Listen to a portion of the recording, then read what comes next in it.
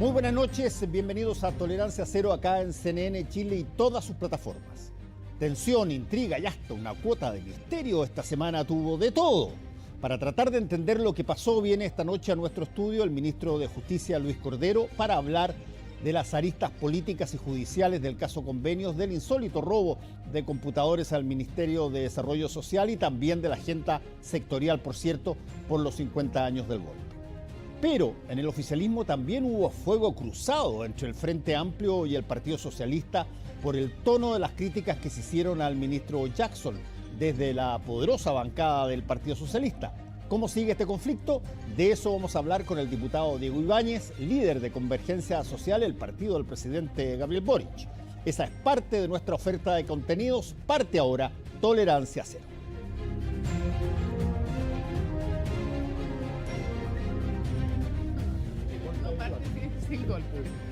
Muy bien. Y además parto yo. Ministro, buenas noches.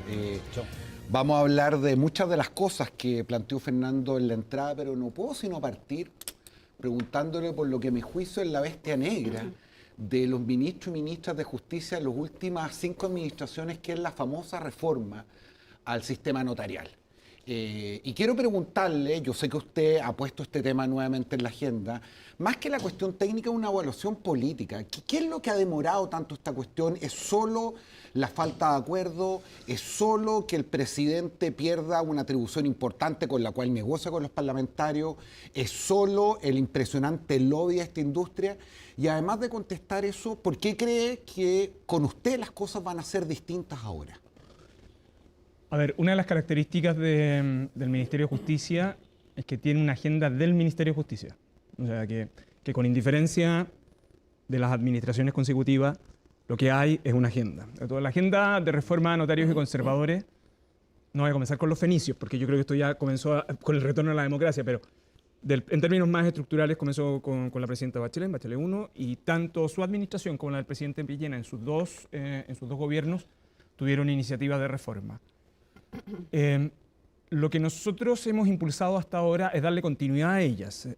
La primera es el proyecto de desnotarización, que tenía por propósito eliminar una cantidad importante de trámites para los cuales se exigía intervención notarial, que está muy apuntada a las áreas de ventanilla y, irónicamente, la administración pública es una de las que pide más de ese tipo de declaraciones. Y ese proyecto de ley lo pudimos sacar. De hecho, se publicó ya en el Diario Oficial y está en vigencia. Y la segunda tiene que ver con la reforma más estructural de notarios y conservadores. La decisión del Ejecutivo en esto fue seguir tramitando el proyecto de ley que ya se había presentado a la administración anterior, que a su vez tenía las bases en el proyecto de la presidenta Bachelet, es decir, que tiene bastante continuidad. Y existe un acuerdo con la Comisión de Constitución del Senado de avanzar en esto, y por eso ha empezado su movimiento ahora a partir del mes de abril, en audiencias públicas, que ya pronto están por terminar, y luego probablemente habrá la votación en general y luego en particular. El Ejecutivo tiene una posición decidida por lo mismo en este tema y eso ha llevado a las urgencias de ese proyecto. Ese proyecto yo diría que tiene 3 elementos que son clave. Uno es modificar el régimen de nombramientos. El régimen de nombramientos, usted algo ha anticipado, genera demasiadas distorsiones en el sistema institucional. La pregunta es, ¿cuál es el mejor sistema de nombramiento? Yo creo que lo que hay que hacer es sacar el rol protagónico que tiene el Ejecutivo en el régimen de nombramientos para que ustedes se hagan un orden de magnitud. El ministro o ministra de Justicia firma en promedio al año 1.200 nombramientos, entre titulares, suplentes. O sea, el poder que está ahí es muy significativo. Lo segundo tiene que ver con calidad de servicio. Las notarías son unidades de atención de público y, por lo tanto, operan como verdaderos servicios públicos. Y no hay exigencias para calidad de servicio y eso incluye la tecnología. Tenemos notarías con alta tecnología y otras con ninguna. Y con lógicas de atención de usuarios muy asimétricas. Y la tercera tiene que ver con supervisión y control. El régimen de supervisión y control es muy endogámico porque en rigor lo realiza el mismo sistema judicial.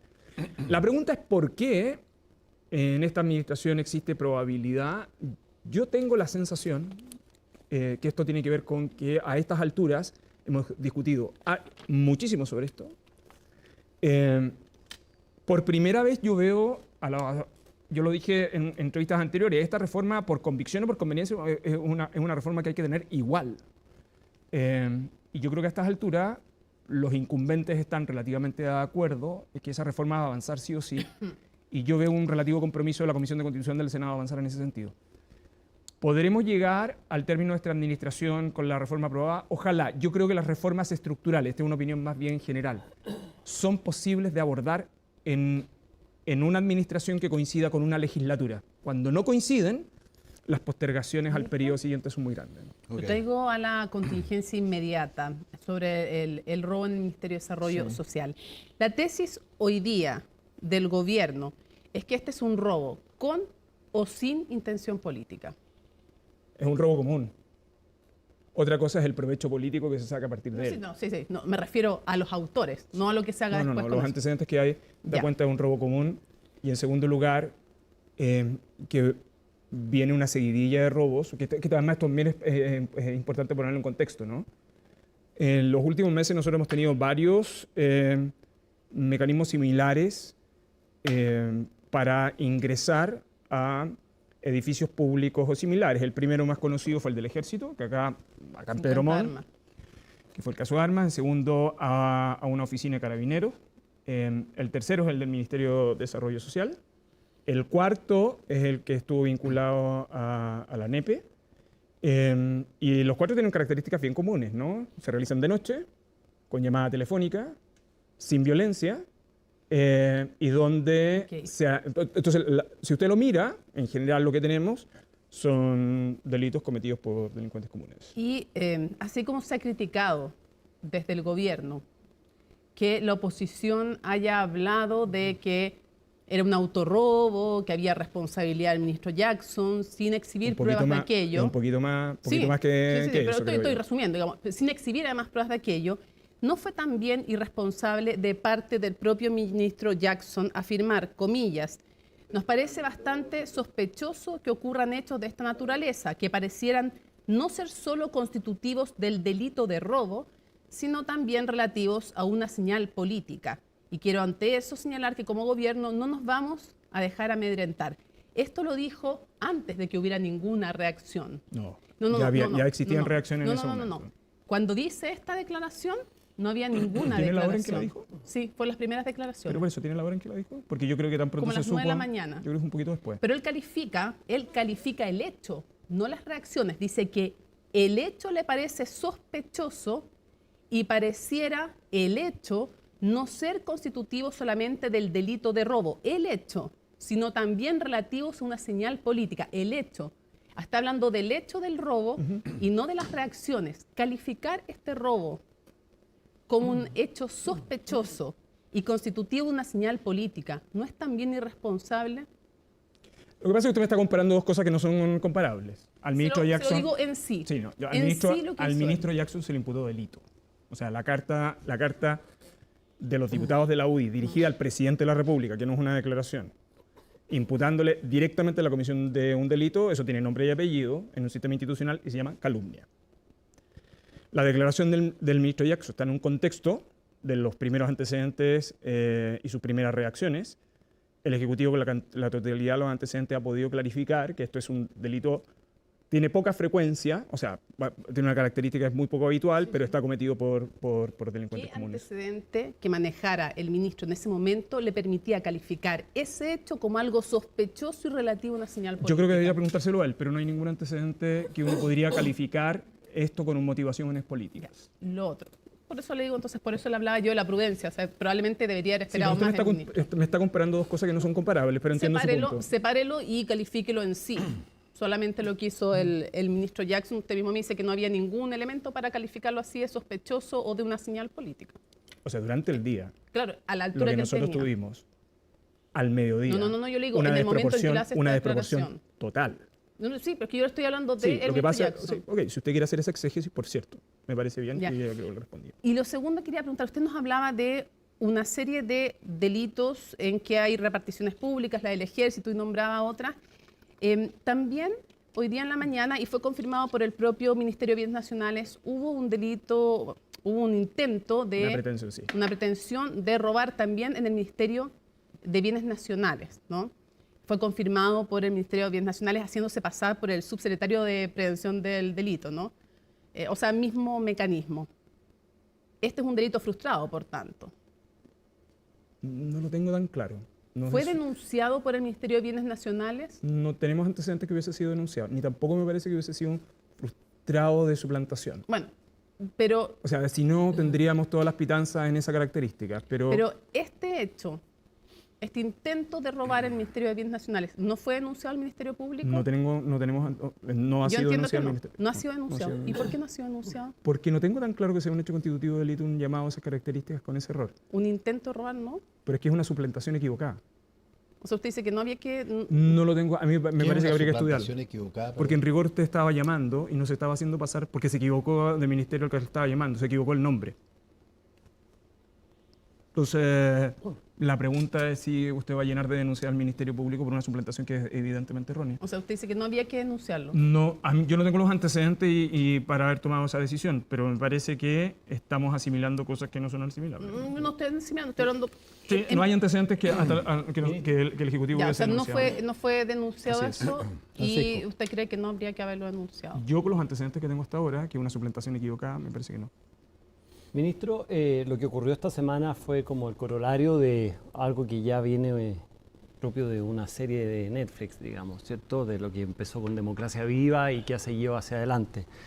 Probablemente ni si se hubiera ofrecido un guión de estas características se hubiera rechazado porque se habría considerado que era excesivamente, digamos, de ciencia ficción, pero la realidad ha superado la ficción. Y dentro de esas cosas nos hemos enterado, el país se ha enterado, de una gran cantidad de fundaciones, ¿cierto? Y acá yo sé que hay que separar fundaciones que han hecho su pega históricamente, etcétera. Eso dejémoslo de lado porque estamos todos de acuerdo. Pero acá hay una gran cantidad de fundaciones que, uno, no tienen experiencia. Dos, tienen una gran afinidad al gobierno y que han sido constituidas en torno a cuando se instala este gobierno. Y tres, que han tenido una gran cantidad de acceso a recursos directos. ¿Cuál es su evaluación política general del panorama que se ha hecho después de estas 2 o 3 semanas? Hay un par de presupuestos de su intervención probablemente que yo no es que no comparta, sino que me parecen demasiado categóricas y dubitativas, que uno podría, el término de cantidad, cuántas se han constituido, cuántas son genuinamente Se afines. habla de ¿no? 40, ministro. Sí, lo que nosotros tenemos es un problema un poco más estructural y lo voy a dividir en 3 partes. Una es que nosotros tenemos desde la reforma del año 2011 al régimen de constitución de corporaciones y fundaciones, ¿no? Un sistema extremadamente flexible para la constitución de las mismas. Esto tenía una razón, el sistema anterior se consideraba que era demasiado burocrático, que además atentaba contra el principio de autoorganización de la sociedad civil, etc. Bueno, en fin. Lo que ha sucedido con esa ley es que tenemos una gran cantidad y capacidad para la constitución de las mismas. Yo creo que eso ha desnaturalizado la figura de la fundación, propiamente tal. Entonces lo que tenemos es una cantidad explosiva de ellas. La segunda, en general, porque además la característica común es que ellas habitualmente están constituidas en determinados municipios y prestan servicios en otros. Los fondos son, no sé, una cantidad muy exigua de recursos, a diferencia de los que clásicamente uno veía como fundaciones. Lo segundo es que tenemos una modalidad de intervención en el sistema institucional, que esto es bien relevante, por gestión, por vía presupuestaria y particularmente grosa. Lo que hace que el sistema tenga, en principio, la concursabilidad, pero luego tiene una gran cantidad de glosas que permite la contratación directa, ¿no? Y eso con pocos niveles de escrutinio, ¿no? Eso genera 2 incentivos extremadamente complejos y difíciles que genera muchísimo riesgo. Lo que usted indica es, ¿cuántas de esas efectivamente podrían existir elementos constitutivos de delito? Aún no lo sabemos. Lo que sí sabemos es que el modelo institucional que tenemos en la actualidad genera demasiados riesgos en la gestión pública. Y particularmente cuando usted tiene un incentivo adicional, porque a esto le quiero agregar un presupuesto adicional a su pregunta, que es la intervención de los gobiernos regionales, que tienen el mismo incentivo, que es la ejecución presupuestaria. Y por eso tiene ejecuciones presupuestarias que al mes de noviembre están en torno al 40% y en diciembre caen al 90 y tantos por ciento. Todo eso genera incentivos extremadamente perversos en el sistema institucional. Ministro, una pequeña pregunta de corolario de eso. ¿Era necesario que pasara lo que pasó para que uno se diera cuenta de esas fallas, o esa potencial falla o ese potencial agujero que se armaba en términos de las fundaciones y de toda esta flujo de recursos desde el Estado a estas organizaciones, ¿era necesario que pasara algo que lo hiciera visible? ¿No estaba presente en la discusión? A ver, es bien difícil porque cuando uno mira este programa, en los casos de vivienda en particular, que ya tiene una gran cantidad de años, pero que comienza el uso de la glosa para instituciones sin fines de lucro en 2019. Antes era para el MIMBU, o sea, para las municipalidades o para el Serviu. Y la verdad es que hay un problema cómo ejecutar las municipalidades. Este es otro problema, ¿no? La transferencia de municipalidades también ha generado una gran cantidad de problemas. Recurrir a organizaciones de la sociedad civil sin fines de lucro, que además tiene otra particularidad. El sistema institucional presume que cuando uno transfiere recursos a una institución sin fines de lucro, pareciera que hay una razón de interés público que justificaría habitualmente el contrato directo. Lo mismo pasa con la asignación de bienes, por ejemplo. En el caso de instituciones sin fines de lucro, sean bienes fiscales o sean bienes municipales que se dan en comodato o en otra figura concesional, si son entidades sin fines de lucro, se puede hacer directamente. Si son con lucro, hay que hacer licitación. Entonces, hay algo también en el sistema institucional que presume que en instituciones sin fines de lucro hay una cierta razón de interés público que permitiría la justificación de asignación directa. Por cierto, eso genera una gran cantidad de riesgos cuando es muy masivo. Entonces, el punto es el siguiente. Yo tengo la sensación de que, como en muchos de los asuntos que están vinculados a gestiones presupuestarias anuales, cuando se administra el Estado demasiado por glosa, que aquí imputar a alguien sería injusto, es la dinámica en que ha venido funcionando el Ejecutivo con el Congreso durante las últimas 3 décadas, los incentivos de riesgo son muy grandes, creo yo. Pero, ministro, yo le he escuchado a usted defender mucho la gestión del ministro Montes, digamos, y sin embargo, no exclusivamente ahí, pero en gran parte ahí se generó toda esta transferencia a estas fundaciones. ¿Cómo no vamos a encontrar una responsabilidad no solo política, sino administrativa en el ministro Montes cuando, si uno ve el presupuesto? Porque está claro que el ministro Montes puede no saber lo que está pasando, digamos, con un funcionario corrupto en una parte del país. Eso es perfectamente posible en cualquier ministerio. Pero sin embargo, cuando uno ve el presupuesto, es decir, una planilla Excel, y donde aparece que normalmente el trato directo era 15%, 12%, 16% y pasa a ser el 46%. ¿No encontró nada raro eso el ministro? Cuando ahora que estamos hablando de los delitos económicos, la nueva ley, etcétera, y se le exige al directorio responsabilidad sobre lo que está pasando. Bueno, pero ¿cómo no hay una responsabilidad del ministro de saber que se estaba adjudicando el 46% del presupuesto de manera directa, cuando nunca había sido así? ¿Dónde está la defensa del ministro? O sea, ¿en qué se sustenta esa defensa del ministro? Yo creo que el ministro Montes lo ha explicado bien, y si quieres se lo vuelvo a repetir, ¿no? Sí, porque a mí no me queda para nada. No, lo que pasa es que es que yo creo que uno tiene que tener cuidado cuando, sobre todo, enjuicia procesos de ejecución presupuestaria anuales. Y en segundo lugar, uno tiene que además tener mucho cuidado, a su vez, cuando uno lo que está mirando es, porque su juicio del porcentaje es sobre personas jurídicas sin fines de lucro, en el fondo, ¿no? Con asignación directa. Sí, pero es que la glosa a la cual usted se está refiriendo es de asignación directa. Ese es el pequeño detalle. ¿Ya? La glosa, como está estructurada en la partida de asentamientos precarios, es para asignación directa. O sea, cuando usted me dice que sí, porque la glosa lo permite directamente. Sí, es una excepción a una regla permanente que está en la ley de presupuesto. Entonces, que usted me diga que ese número aumentó, yo le diría, no es nada raro porque la glosa explícitamente lo permite. Si lo anormal es que tengamos esa regla de flexibilidad tan amplia ahí. Pero dicho eso, lo que nosotros tenemos es un uso intensivo. El ministro Montes ha dado 3 explicaciones que explican el aumento de la asignación directa. El uso de la glosa a instituciones sin fines de lucro. 1, la ejecución y la disponibilidad presupuestaria. Lo segundo, la situación de los campamentos después de la pandemia. O sea, el número sobre el cual estábamos ejecutando ese presupuesto del 2019 es sustancialmente distinto al que estaba sucediendo acá. Y lo tercero, que esto es bien relevante y esto no tiene que excluir responsabilidades. Ojo, este era un tema que ya tenía presente la ley de presupuesto del año 2022, ¿no? Entonces, la respuesta ha sido muy, muy evidente por parte del ministro Montes. Ahora, usted no tiene que olvidar también que la gestión presupuestaria no es responsabilidad de los ministros, sino que es responsabilidad de los subsecretarios. Pero lo que quiero decir es que los presupuestos de su pregunta descansan sobre algunos hechos que no se condicen con los fácticamente correctos. Sí. Es que quería volver a un tema del robo, tú te querías ir a otro. No, por favor. Sí, es que antes quería preguntarle una cosa. Usted decía que las afirmaciones, que es lo que han repetido varias autoridades de la UDI en esta carta cuando dicen que va a ser recordado el ministro Jackson como no son las palabras exactas, pero son el sentido, el articulador en el fondo del fraude en Democracia Viva y también como responsable además del robo en el Ministerio de Desarrollo Social. Más o menos con eso soy bastante fiel a las palabras, las tengo aquí, también se las podría repetir. Haber orquestado un esquema. Eso. Entonces, usted dice que son injuriosas. No, calumnia. Calumnia. No es injuriosa. Calumnia, ya. O sea, cuando usted le atribuye... Deberían emprenderse acciones legales. Que ahí hay un par de temas que yo creo que son relevantes. Mire, en el debate público y el debate político en particular, es donde la libertad de expresión es esencial. Y además de eso, funciona sobre controversias y contingencias disputadas y habitualmente que tensionan esa relación. ¿Ok? Se suele afirmar que cuando usted participa de ese debate público, las consideraciones de la afectación de la honra de otra persona, particularmente los personajes públicos, tienden a tener espacios de protección. Y lo mismo que sucede con su intimidad.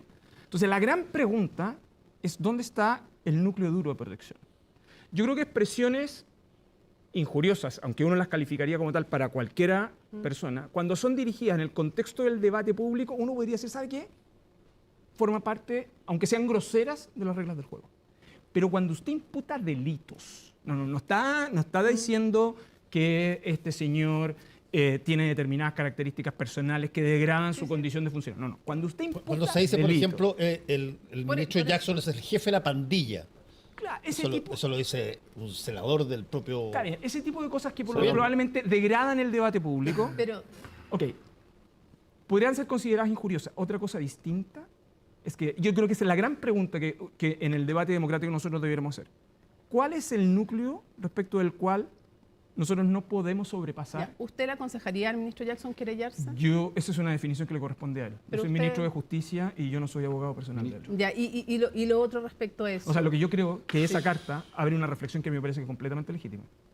Y la pregunta legítima es si para criticar ácidamente la gestión de un ministro, usted tiene que recurrir a la calumnia. Y una pregunta más muy corto. ¿Esta empresa está a cargo efectivamente de la seguridad del servicio médico legal?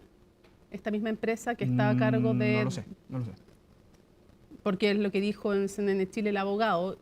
Y yo no sé si usted estaría tranquilo que el abogado de esta empresa, que se hiciera cargo del servicio médico legal. No lo sé, pero hasta ahora no tenemos una situación similar en el servicio médico legal. Ministro, usted acaba de hablar de libertad de expresión y usted se ha caracterizado más por ser una persona que cuida sus palabras en exceso, incluso según la crítica de algunos. Y sin embargo, yo pocas veces lo he visto, no sé si la palabra enojado, pero tan molesto como después de la decisión que tomaron un grupo de senadores que a propósito de libertad de expresión llevaron o transforman o constitucionalizan la discusión respecto a esta comisión que se creó por parte del gobierno. Yo le confieso que en general no soy muy partidario de la comisión, no porque no advierta que no hay un problema real y serio, sino que me hubiera gustado que esto no se hiciera desde el gobierno. ¿Cuál es el problema de tener esta discusión en sede constitucional si es que efectivamente hubiera algún riesgo de que, aunque no hay funciones ejecutivas, efectivamente se pudiera vulnerar un derecho tan importante respecto al cual usted además tiene una consideración tan alta? Sí, es que yo creo que este no es un debate de libertad de expresión. Y yo sé la opinión de Facebook Rubia, porque ya se lo he escuchado. Y no es un problema de libertad de expresión. Podemos discutirlo. No, podemos discutirlo. Y yo creo que es legítima esa discusión. ¿Ok? Mi punto sobre este tema y otros que ya voy a argumentar sobre lo siguiente. La Comisión contra la Desinformación es una comisión que tiene, a estas alturas ustedes ya lo saben, que es una comisión asesora ministerial, que está en el contexto de evaluar los efectos de la desinformación en el sistema democrático, que esto que ha hecho Chile no es muy distinto a lo que se ha hecho en otras democracias del mundo, etcétera, que no tiene... que no es muy distinto al debate que tiene instalado la OCDE, no es muy distinto al debate que tiene Naciones Unidas sobre este punto, sobre todo como resultado del uso de redes sociales y las consecuencias que tuvo como resultado de la pandemia, ¿no? Como comisión asesora, es un instrumento que existe para las más diversas cosas, ¿no? Las ocupa el presidente, las ocupan los ministros y son producto de la dictaminación sistemática de la Contraloría, no pueden tener labores ejecutivas, son simplemente asesoras, deben ser temporales y las personas que se desempeñan en ella deben ser ad honorem. Hasta ahí entre nosotros en esta mesa podemos tener una discusión legítima sobre si es conveniente o no es conveniente que el Ejecutivo cree una comisión de esas características. Ahora, yo creo que hasta ahí. Otra cosa distinta es que usted lleve ese debate a un tribunal y quiera debatir sobre las atribuciones constitucionales para eso. A mí me parece que el requerimiento es muy débil. Pero bueno, ya está, el debate está en el Tribunal Constitucional. Esto vale para otro tipo de asuntos. Cuando nosotros llevamos a un tribunal asuntos del debate político, lo que tenemos que asumir es que las reglas del debate legal son distintas. Si yo voy al Tribunal Constitucional bajo el argumento de que este es un problema de reserva de ley porque afecta a la libertad de expresión, que yo todavía estoy buscando en qué parte, y si el supuesto, disculpen la explicación técnica, si el supuesto es reserva de ley, es decir, solo eso se puede hacer por ley, en otros términos, el lugar donde está la fábrica de generar normas, una comisión asesora, por definición, no es fábrica de normas. ¿Ministro? Por definición. Entonces, yo creo que hay un incentivo, y esto vale para otros debates públicos, de hacer intervenir a tribunales o a la Contraloría para que como tercero intervengan cuestiones propias del debate público, lo único que hace es distorsionar ese debate público. Porque en el fondo lo deja en un campo donde el foro legal es un foro relativamente limitado, que tiene reglas de razonamiento que son específicas, que suponen la aplicación de determinado tipo de reglas. Y a mí me parece entonces que vamos a perder el foco de lo que en verdad Ministro, importa. no le voy a discutir el punto, me encantaría, pero no tenemos tiempo. Lo que sí quiero llevarlo a otro tema, que es la ley de delito económico, porque ha generado gran controversia. Le adelanto desde ya que estoy de acuerdo con las declaraciones que hizo usted en torno a que fue el requerimiento de la CPC bastante, no sé si fue la palabra que usó usted, la uso yo, grotesco, digamos, y muy contraproducente para el propio gremio. Pero sin embargo, convengamos que hay una gran discusión a nivel de los abogados, ustedes son abogados y podrán discutirlo mejor. Hay gente que es partidaria, hay gente que es contraria, y esto trasciende lo político. Acá no es derecha e izquierda, no es liberales conservadores, acá hay preocupación. Y hay preocupación por distintos puntos. Primero, por el abuso de posición dominante del controlador, que eso podría prestarse para chantaje minoritario, en fin, una serie de cosas técnicas, la no posibilidad de generar la irreprochable conducta anterior, con lo cual puede haber prisión preventiva más fácil, etcétera. Sí. Lo que quiero preguntarles, ¿cuál es la preocupación que tiene el gobierno para que una ley como esta, bien enfocada, que estamos todos de acuerdo que se requiere que las empresas se porten bien, sin lugar a dudas, pero que no pueda generar un gran desincentivo para, en el fondo, tener buena gente en los directorios, para que tener, digamos, la marcha del país económica de manera adecuada? Mire, me importan varias cosas de las que usted ha señalado, porque creo que es bueno hacerse cargo. Lo que yo dije, que en rigor la presentación había generado puro costo reputacional para la CPC, y creo que además la declaración del día antes que el Tribunal Constitucional comunicara la decisión del control preventivo de la SOFOFA diciendo que este tipo de ley lo que hacía es que afectaba al crecimiento económico o algo así. Una bomba racimo, dijo el abogado. Entonces yo creo que ahí es que quiero distinguir los argumentos de los abogados de los argumentos de los gremios. Los abogados argumentan en función de su tesis. Yo no es un tema de los abogados, a mí me parece que es un tema del rol de los gremios. Está bien, pero eso estamos de acuerdo. Y yo creo que hay un punto... importa es que hay puntos en la ley bien discutidos. Lo que pasa es que quiero ir sobre ese punto. Es que una ley que se tramitó durante 4 años. Es una ley que además tiene su origen en 2 mociones parlamentarias transversales. Sí. 4 años donde esta ley tuvo, además de asesores del Congreso, y digo el Congreso porque fueron ambas cámaras, probablemente a los mejores especialistas en delitos económicos que tiene este país. Por lo pronto, 2 de ellos están en su universidad, ¿no? Javier Williman y Antonio Bascuña. ¿No? O sea, puedes invitarlo a un café, porque de verdad... ¿Por qué esto es tan relevante? Porque varios de los temas que se plantean fueron objeto de debate durante la tramitación legislativa. Yo no conozco, de verdad que no conozco, otro proyecto de ley vinculado a delitos en los últimos años en Chile que hubiese tenido la asesoría técnica que tuvo el Congreso en este caso. Además pasaron todas las agencias gubernamentales, todas. La CMF, el Servicio de Impuestos Internos, Aduana, la Superintendencia de Medio Ambiente, todas cuantos están involucradas. Y además de eso, algunos de los presupuestos en los cuales descansaban las críticas fueron objeto de debate, ¿no? Esta, sin embargo, es la reforma del Código Penal más relevante de su dictación, eso no cabe ninguna duda. Y por último, supone deliberadamente, y esto yo creo que hay que ser bien claro, cuando usted ejemplifica con el caso de la irreprochable conducta anterior, eso se hace deliberadamente con el propósito de que de este tipo de delitos tengan pena efectiva. En otros términos, y por eso el comiso de ganancias, que si bien ya se había aprobado en leyes anteriores, usted desincentive la comisión de delitos económicos como un mecanismo de rentabilidad. Y dicho esto, Está claro, pero ahí tiene que haber un equilibrio lo en el tengo desincentivo. perfectamente claro. Porque... Lo que quiero decir con esto es que las críticas formuladas, las que usted ha individualizado, son críticas que existieron durante, o sea, fueron debates jurídicos que Ya, o sea, el tema está zanjado ya. Es un tema que está zanjado.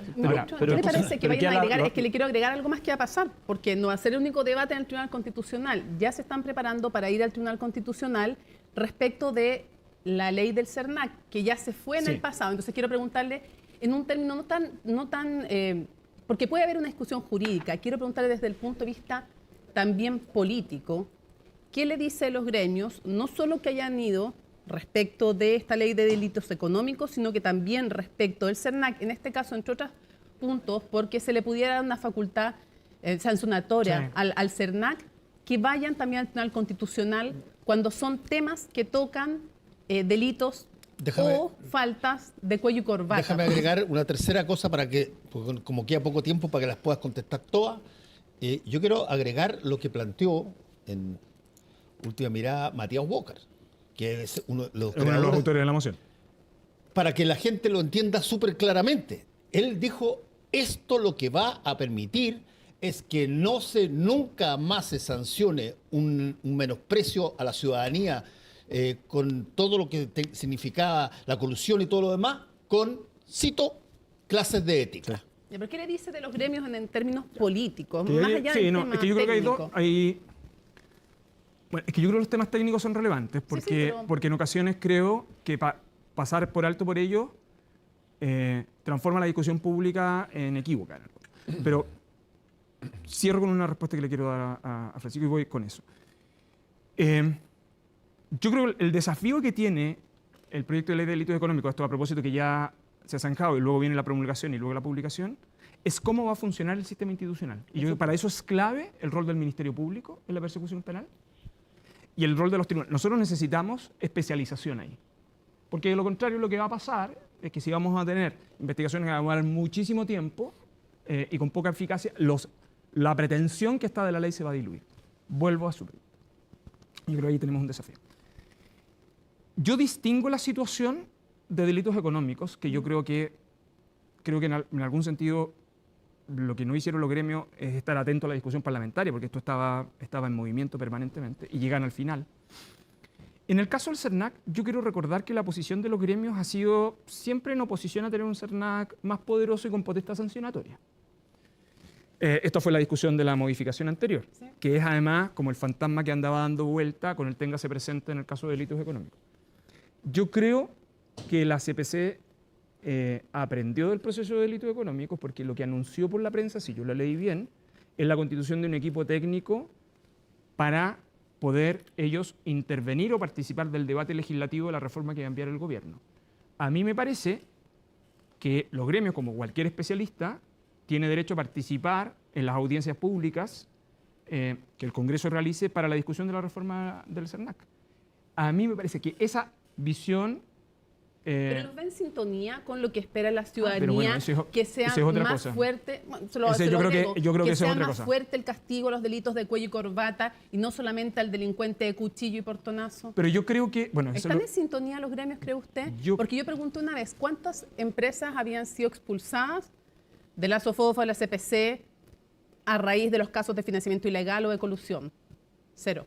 ¿Están en sintonía los empresarios? Yo creo que la última intervención a propósito de delitos económicos, yo por eso dije, solo ha tenido costes reputacionales y ha tenido costes reputacionales precisamente porque yo creo que no será un problema de oportunidad, sino que el contexto en el cual se están dando algunos de los debates.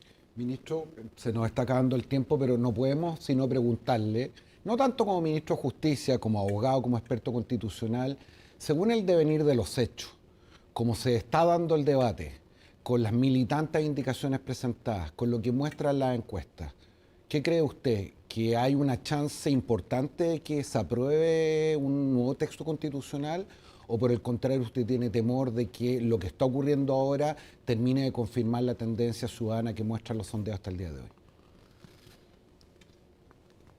Yo tengo preocupación. Tengo una preocupación porque de tanto pedir un nuevo pacto constitucional, no solo perdimos una oportunidad, sino que se puede estar perdiendo la segunda. Pero como soy yo relativamente optimista y trato de mirar siempre el vaso medio lleno, espero que parte del debate público que estamos teniendo hoy día dé para entender que hay veces las enmiendas que tratan de dar señales a los sectores. O sea, hay mucha identidad nuevamente en esta parte. Aun cuando se pueda llegar a un acuerdo posterior, mi gran preocupación es la sensación o los efectos que provoque este momento para el devenir futuro, en el fondo, ¿no? Ministro, usted dijo que estas enmiendas, y se está refiriendo, por ejemplo, a esta idea de liberar a los 75, no liberar, cambiar en el fondo un arresto domiciliario, para ser más preciso, a quienes cumplieran 75 años en prisión, lo cual claramente por las cifras va apuntado a violadores de derechos humanos, que son la gran mayoría de quienes tienen más de 75 años. Cuestionar la jerarquía, por ejemplo, de los tratados internacionales, que sobre todo tienen que ver aquellos con derechos humanos. El tema, ha sido mencionado el tema del aborto, por ejemplo. Eliminar el mecanismo transitorio por 2 elecciones de paridad, que era como retroceder a los años 80. Sí. Este retroceso, para usted, sería, si es que se aprobaran todas estas enmiendas y más, ¿sería tan grave ese retroceso como para que fuera peor que la Constitución actual? Agrego un par de cosas adicionales. El control preventivo en el Tribunal Constitucional y algunas cosas técnicas, fome de derecho administrativo, como asimilar la sanción administrativa a la sanción penal. ¿Le parecería aprobable por usted, ciudadano Cordero, tipo de constitución así? En esto he sido, y por la posición en la que estoy, yo trato de ser cauteloso en esto. A mí me parece que buena parte de esas enmiendas reviven debates jurídicos y políticos de la década de los 80. Es volver, si usted me dice, en alguno de esos, en la mayoría de esos temas, es volver al texto de la Constitución del 80 sin la reforma del 89. O sea, es peor que lo que actualmente tenemos. Yo sacaría un par de cosas del Consejo Constitucional Nacional. En fin, es peor que lo que actualmente yo creo tenemos. Que es una regresión en lo que ha sido la evolución de la cultura legal chilena en los últimos 30 años. Sin duda. Ministro, se nos acabó el tiempo. Qué lástima. Igual quería discutir con Covarrubias un par de cosas más, pero bueno, está bien. Bueno, será en otro momento. Será en otro momento. Pero usted viene seguido, así que ahí buscamos la forma. Muchas gracias, ministro. No, muchas gracias por la invitación. Hacemos una pausa y volvemos.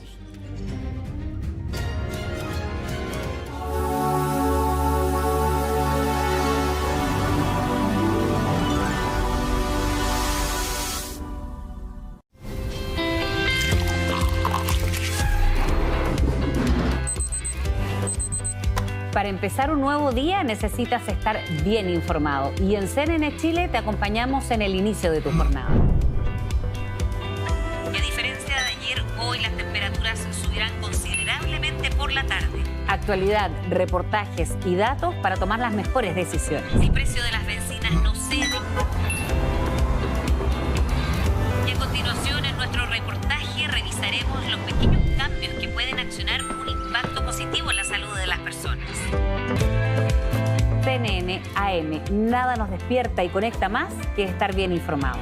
Te esperamos en CNN AM junto a Fresia Soltó. Desde las 6:30 de la mañana, CNN Chile. Vamos más allá. Economía, distante para algunos, cercana para nosotros. Algo que tú ya bien sabes. Siempre atento a indicadores. Capitán de tus inversiones. Del grupo de los informados.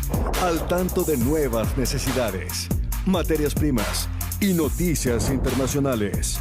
Para decir con autoridad, he ahí una gran oportunidad.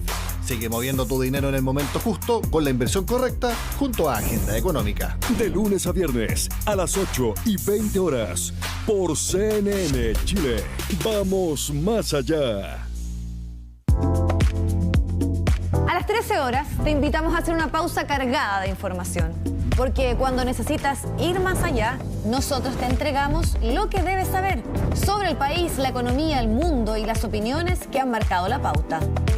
La segunda mitad del día parte en CNN Tarde. CNN Tarde, junto a Viviana Encina. Lunes a viernes, 13 horas, por CNN Chile. Vamos más allá.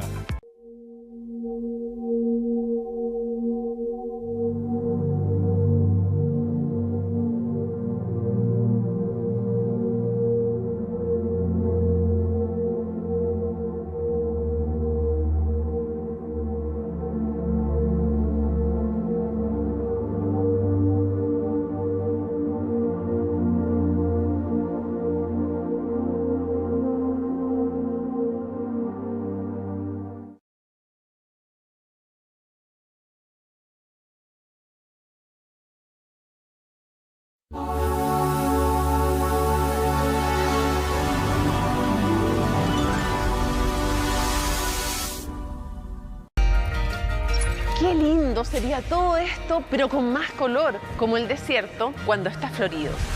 Y así damos la bienvenida al desierto florido, un fenómeno que llena de color nuestro país. A nuestros días le haría bien un poco de calma, como la que se siente allá, en las Torres del Paine. Y las Torres del Paine realzarán aún más su belleza, con las nevadas que recibirán por la tarde. Riquísimo el café y sería mucho más rico si llegara la brisa de La Serena. Y La Serena estará despejado con agradable brisa marina. Hay que aprovechar muy bien estas verduras y estas frutas. La falta de precipitaciones afecta a gran parte del país. Acompáñanos en CNN Tiempo, donde conocerás el clima para disfrutar de tu tiempo. CNN Chile, vamos más allá. En la era de la información queremos ayudarte a navegar por las noticias. Noticias que cambian al mundo. Algunas nos inspiran, otras nos hacen ser conscientes. Noticias en contexto y perspectiva que movilizan a las masas y se producen cuando menos lo esperamos. En un mundo con múltiples fuentes de información, te ayudamos a conocer lo más relevante del día en Chile y también en el mundo. Te invito a descubrir lo que hoy es noticia. Hoy es noticia con Matilde Burgos, de lunes a viernes a las 16:30 horas. CNN, vamos más allá.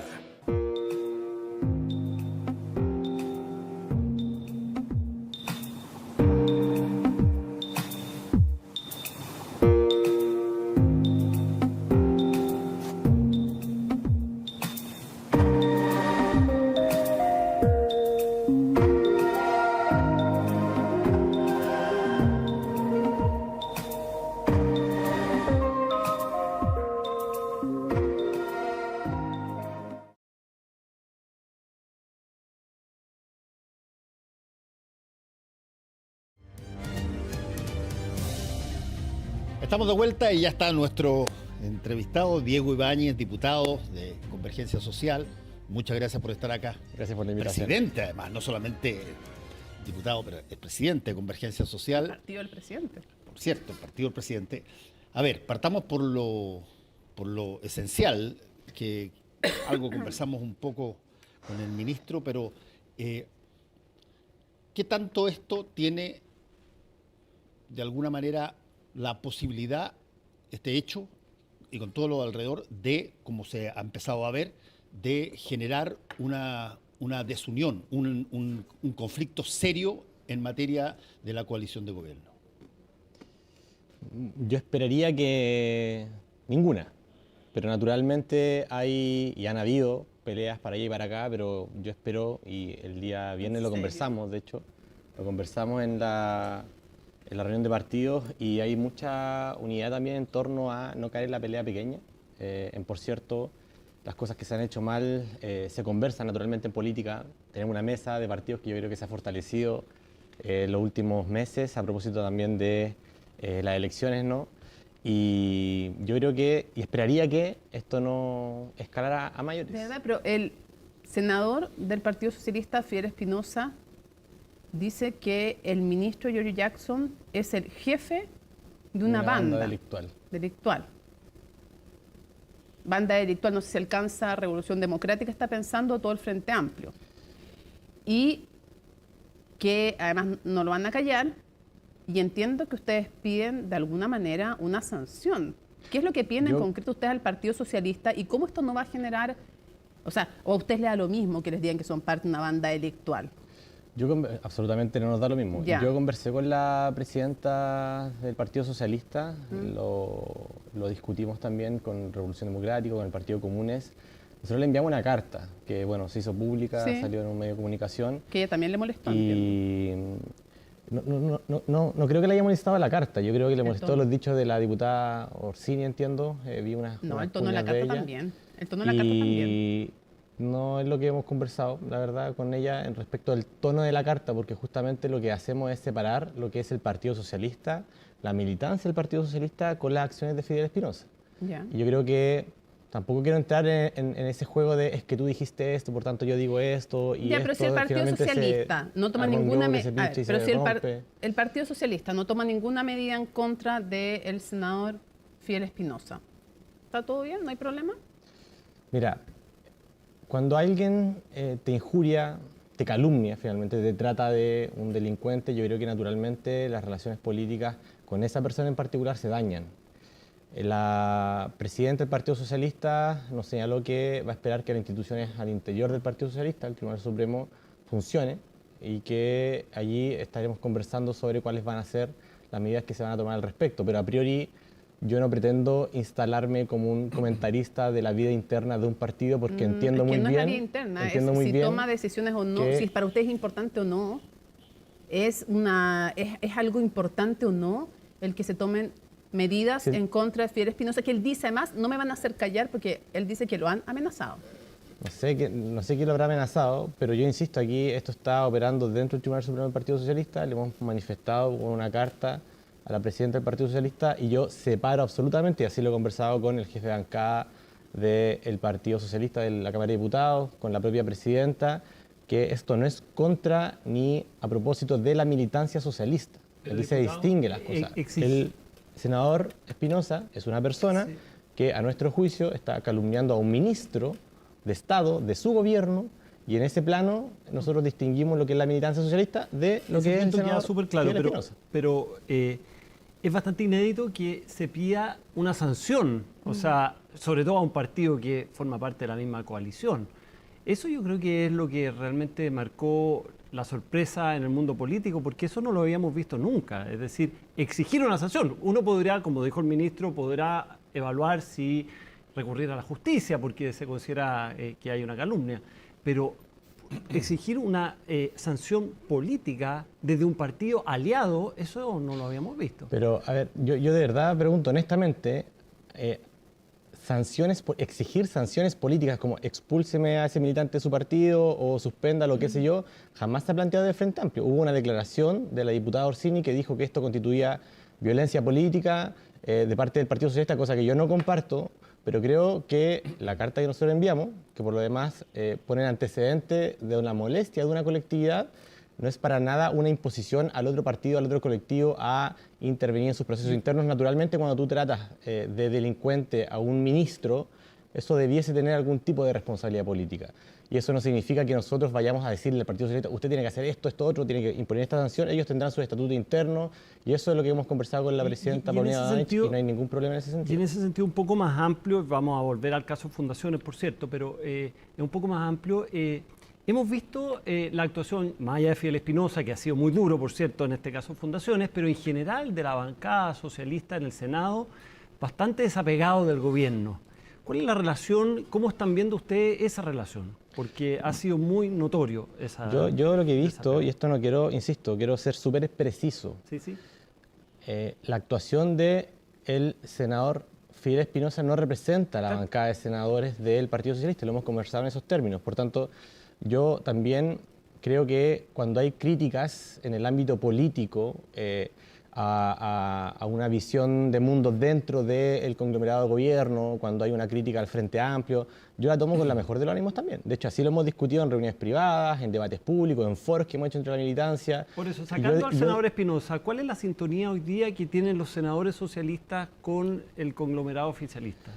Mira, A propósito de, se filtró una reunión que hubo en la casa de la ministra Toá y todo aquello. En que no invitaron a la presidenta del Partido por la Democracia, Natalia Pergentili. Claro, porque justamente era una reunión que yo, de hecho, lo conversé con ella, lo conversé con el presidente del Partido Radical.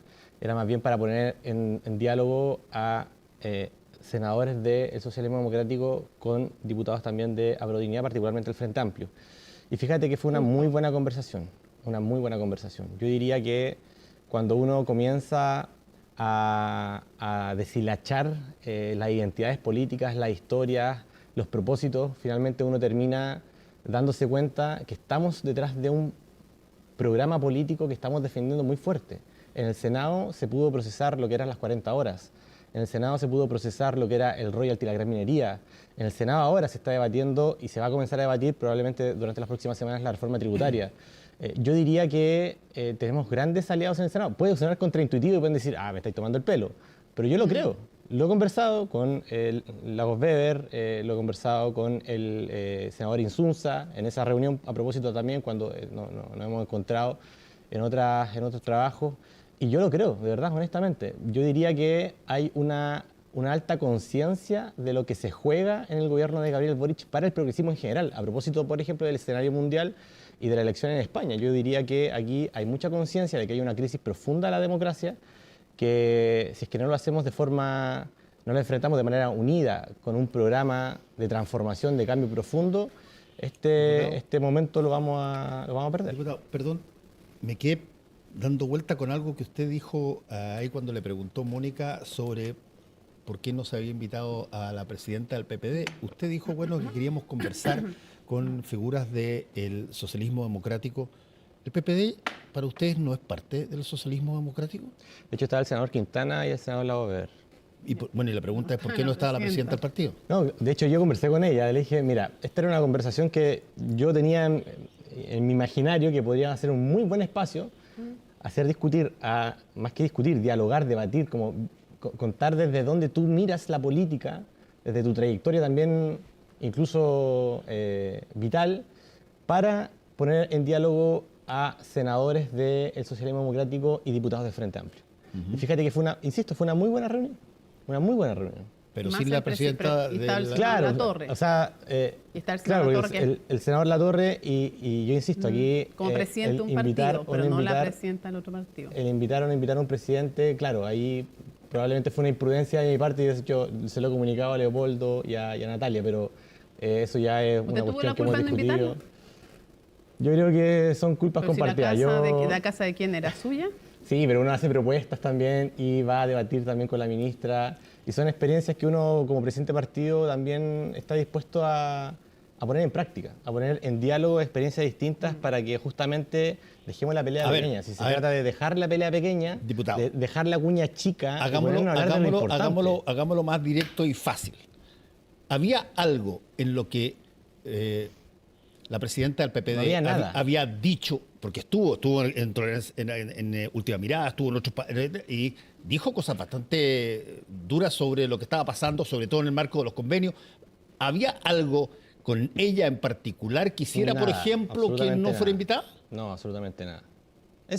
Por eso yo no digo que tú caigas en el comidillo, de hecho no, pero creo que ese tipo de sugerencias también son un poco... Es que es curioso. Un poco de comidillo. Yo lo entiendo, que puede ser comidillo. Lo que me cuesta entender es que ella salga diciendo a mí no me invitaron, como si es que fuera una suerte de castigo. No, en absoluto. De hecho, lo hemos conversado, lo conversamos en la mesa de partidos y aquí no hay ningún castigo. Aquí hay un diálogo entre senadores del socialismo democrático, entre diputados, parlamentarios del Frente Amplio, porque si no se generan esas conversaciones, yo insisto, aquí uno pierde de foco lo importante. En política uno siempre anda como con las luces bajas recorriendo la dictadura de lo inmediato, de lo urgente, uno anda así como caballito. Aquí de lo que se trata es de mirar en perspectiva histórica todo lo que estamos haciendo. O sea, el gobierno de Gabriel Boric hoy se propone resolver 10 años de fracaso en debate de pensiones. Se propone avanzar hacia un nuevo modelo de desarrollo a propósito de la Empresa Nacional del Litio. Creo que son elementos que no hemos tenido todos los espacios en las reuniones formales para discutirlo con profundidad, con confianza, en un espacio privado. Y yo creo que eso es justamente lo que hace falta a veces para poner en diálogo distintas experiencias y poder sacar lo mejor de cada experiencia y sacar adelante el programa, que eso es lo que nos importa. Pero diputado, vamos a lo importante y salgamos del comedillo, que es lo que a usted le incomoda. Hace 15 días tuvimos aquí a la diputada Carol Cariola y le preguntamos respecto a una autocrítica. Y la verdad es que, para serle franco, nos costó. Usted hace algunos meses atrás se tiró un titular que decía algo así como hay que terminar con las payasadas. Yo le quiero preguntar derechamente por el legado de este gobierno, justamente en esa autocrítica, a partir de las expectativas que ustedes mismos generaron. El gobierno feminista y el listado de ministros que se han ido, probablemente la mayoría son mujeres. El gobierno ecologista, con decisiones que son absolutamente contradictorias y dejan mucho que desear algunas. El gobierno que iba a terminar con el amiguismo y los pitutos, y basta el nombramiento, sobre todo de funcionarios internacionales, para darse cuenta que eso se cayó. Y por último, el gobierno, una generación que tenía una superioridad moral distinta a los que lo antecedían, y estamos metidos en unos casos más bochornosos de ética pública de los últimos años. Se cayó la reforma tributaria, más allá que usted tiene la esperanza de que se vuelva a discutir. La reforma previsional está más o menos parada y muy lejos de lo que ustedes querían. Si usted tuviera que imaginarse cuál es el legado de este gobierno, de su coalición y de su generación, ¿cuál va a ser? Copago cero, royalty de la gran minería. Espero que aprobemos el seguro social. 4.2 planteó la ministra, estamos esperando la propuesta de la derecha. Avanzar en la modificación de todos los programas de desarrollo social, de la implementación, modificando la ficha, mejorándola, actualizándola a las nuevas demandas. Yo creo que hay harto que podemos dejar como legado, las 40 horas, el sueldo mínimo. Yo creo que son elementos que hemos avanzado. Por cierto que eso no va a resolver el malestar de un día para otro. Tenemos minoría en el Congreso, somos menos de 70 parlamentarios de 155 en la Cámara de Diputados, tenemos el 38% del Senado. Naturalmente necesitamos llegar a acuerdos, construir puentes, y eso no lo vamos a dinamitar nunca. Yo soy muy consciente a las payasadas, de que... ¿A qué se estaba refiriendo exactamente? O sea, lo dije en la entrevista, era a propósito de toda esta polémica que ya está superada de los dimes y diretes entre socialismo democrático, Aprodignidad, después de los resultados de la elección del 7 de mayo. Yo creo que esas payasadas no le importan a la gente. Cuando el comidillo se come la agenda pública, es que tú me dijiste eso, es que tú me dijiste esto otro, y no terminamos nunca, y esto empieza a escalar, escalar, escalar. O sea, llega la vecina después de la jornada de trabajo a la casa, prende la tele y ve puras payasadas. Yo creo que eso rompe la confianza en la política, y es justamente lo que yo no quiero que pase. Por eso temas como Fidel Espinosa, temas como... La única duda que yo tengo, diputado, es que eso no parece tan superado, porque de hecho... Naturalmente, es una lucha constante eso. La discusión ha versado sobre esto, pero demos un paso más.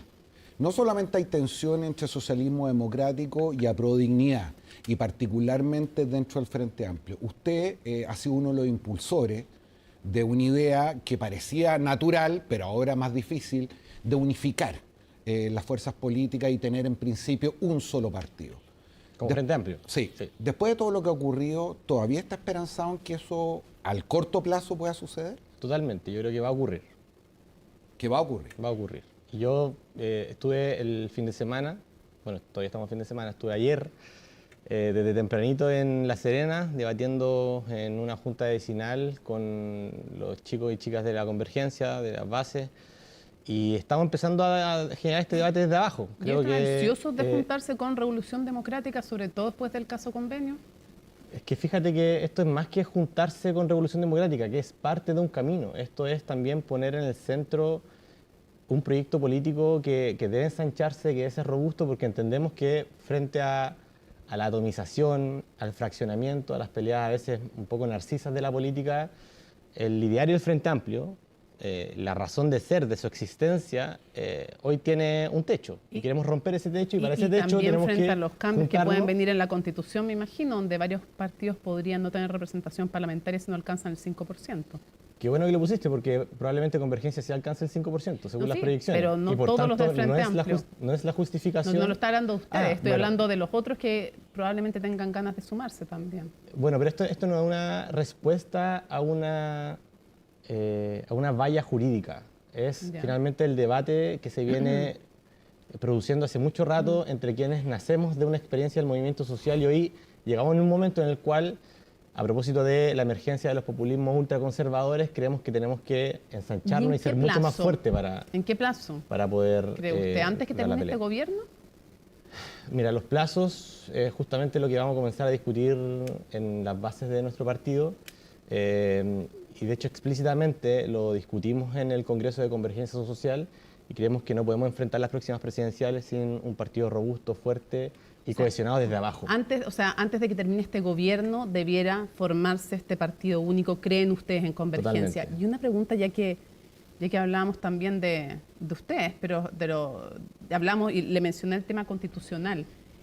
Si se aprobaran las enmiendas que propone el Partido Republicano, recién ahí sentado el ministro Cordero decía que esto sería un retroceso peor a lo que tenemos ahora, porque sería un retroceso a los 80, antes de las reformas incluso la actual Constitución. Si se aprobaran las reformas que tienen que ver con los 75 años para cambiar, sacar de la cárcel a quienes estén presos, si se aprobara el tema de eliminar la paridad, se aprobara el tema de cambiar la jerarquía de los tratados internacionales y otros temas, ¿a usted le parecería que rechazar sería una opción? Totalmente. Nosotros no estamos dispuestos a que se constitucionalice el abuso y que se retroceda en mínimos civilizatorios que incluso hemos, producto de debates profundos de la sociedad chilena, se han resuelto en modificaciones constitucionales como por ejemplo los 4 séptimos, como por ejemplo la categoría de los derechos humanos de los tratados internacionales como espacios y esencias constitucionalizadas.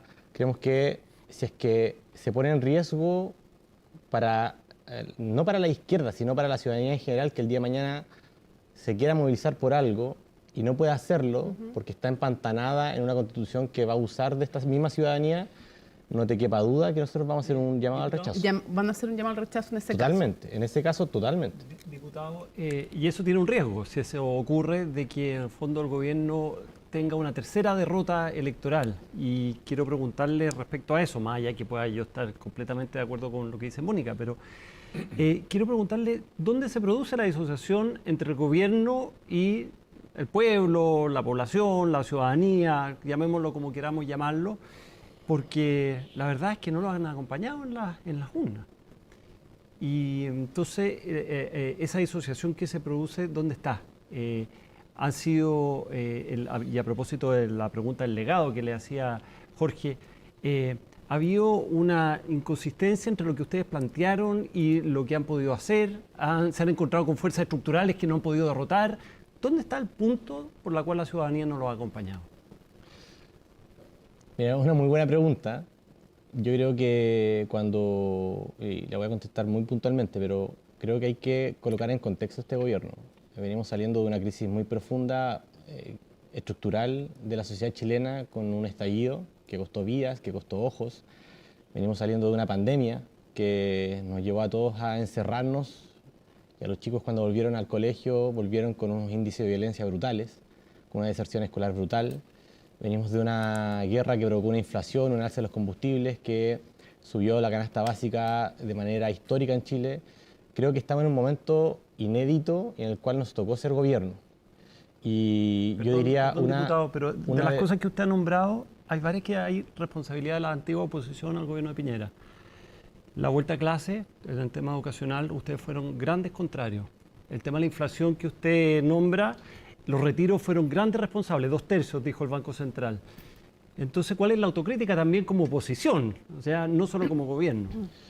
Cuando estamos en un momento así de complejo, así de palpitante en términos de emociones, de situaciones familiares que suben y bajan, es difícil gobernar.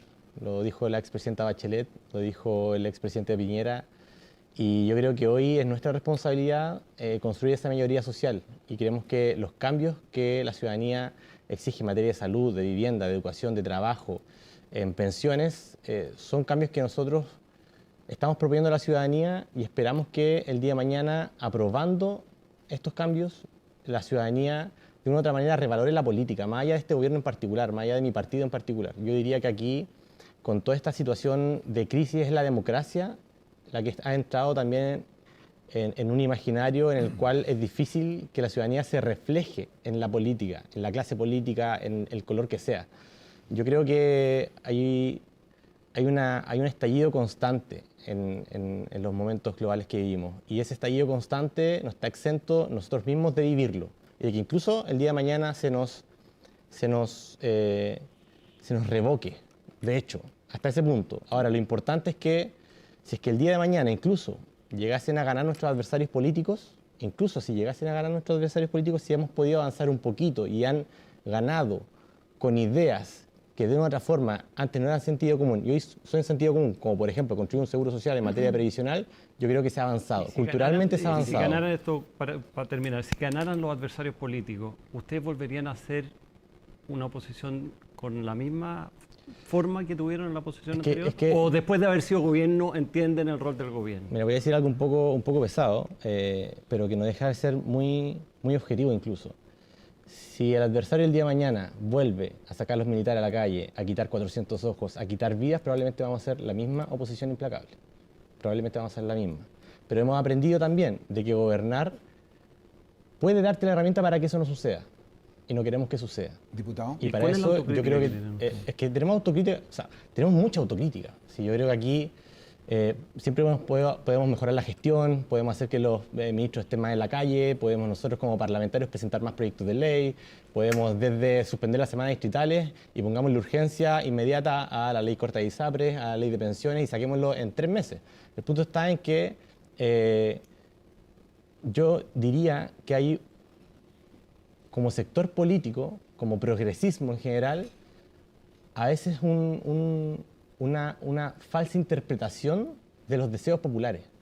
Y yo creo que ahí está el desanclaje que probablemente el cual tú sugieres. Hoy, cuando tú vives una sociedad profundamente neoliberal, culturalmente hablando, más allá de temas económicos, culturalmente hablando, tú tienes que conectar de una u otra manera con la solución material inmediata. Yo creo que si es que podría yo hacerme como una crítica como sector de las izquierdas, yo diría que lograr esa conexión material inmediata con una sociedad que permanentemente está exigiendo aumentar sus niveles de consumo en una vorágine donde jamás han tenido la experiencia de convivir con un seguro social en materia de previsión social, de convivir con lo público en la población misma, donde ni siquiera llegan los carabineros porque tienen miedo de agarrarse a balazos con el narcotráfico.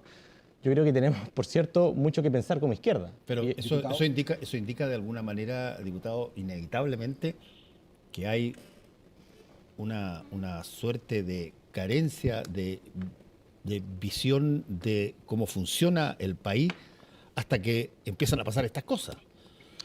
¿Qué tanto, la pregunta es, qué tanto el triunfo, toda la situación, la creación del Frente Amplio, el surgimiento de esta fuerza generacional muy potente, obnubiló o hizo no ver todas las otras cosas que perfectamente se las podría haber contado cualquier persona que hubiese visto la política en el último tiempo, que a veces sube, a veces baja?